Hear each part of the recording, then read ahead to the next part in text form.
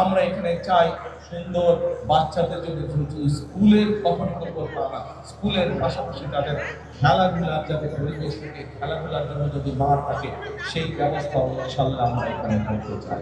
আল্লাহ যদি রহম করেন, আল্লাহ যদি রহম করেন, আমরা চাই বিএনপির একটি পরিকল্পনা হচ্ছে দেশের মানুষের কাছে আল্লাহর রহমতে স্বাস্থ্য সেবা ঘরে ঘরে পৌঁছে দেওয়া।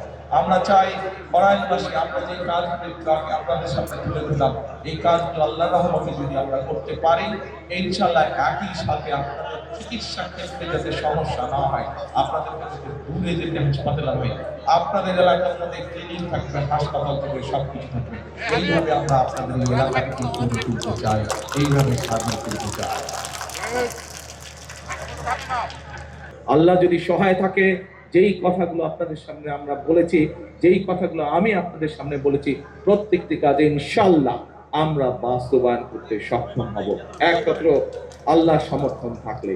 এবং বিশেষ করে আজকে মা বোন যারা আছেন, এই মা বোনদের পাশে যাতে আমরা দাঁড়াতে পারি, মা বোনদের পাশে ইনশাআল্লাহ আল্লাহ রহম করলে বিএনপি যাতে আপনাদের পাশে দাঁড়াতে পারে, আপনাদেরকে যাতে যেই মা বোনদের ফ্রি শিক্ষার ব্যবস্থা দেশনেত্রী খালেদা জিয়া করে দিয়ে গেছিলেন, সেই মা বোনরা শিক্ষা পেয়েছে, শিক্ষায় আজকে তারা শিক্ষিত হয়েছে, কিন্তু সেই মা বোনকে অর্থনৈতিকভাবে আমরা যাতে সচ্ছলভাবে গড়ে তুলতে চাই, সেই জন্য এইরকম একটি ফ্যামিলি কার্ড আপনাদের কাছে পৌঁছে দিতে চাই মা বোনদের কাছে।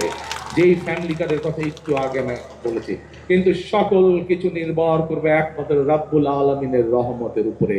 আমরা যদি আল্লাহর কাছে চাই, আল্লাহ হচ্ছে রহমান রহিম, আল্লাহ যদি আমাদেরকে তৌফিক দেন, আল্লাহ যদি আমাদেরকে রহম করেন, তাহলেই আমরা একমাত্র আমাদের কাজে সফল হব। আপনি আজকে আমরা সকলে মিলে আল্লাহর কাছে হাত তুলে চাইবো যে কথাগুলো আমি আপনাদের সামনে তুলে ধরলাম, আমার যে চিন্তার কথাগুলো আপনাদের সামনে তুলে ধরলাম, আমার যে পরিকল্পনার কথাগুলো আপনাদের সামনে তুলে ধরলাম, সেগুলো যাতে বাস্তবায়ন করতে পারি, সেই তৌফিক যাতে আল্লাহ তাআলা আমাকে দেন।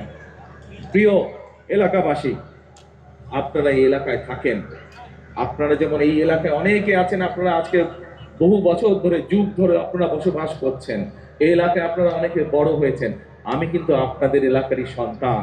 আগে থাকতাম ক্যান্টনমেন্টে, আপনারা কম বেশি সবাই জানেন স্বৈরাচারের সময় কিভাবে যেই বাড়িতে দেশ স্বাধীনের পর থেকে থাকতাম সেই বাড়ি কিভাবে ভেঙে চুরে গুড়িয়ে দিয়ে গেছে।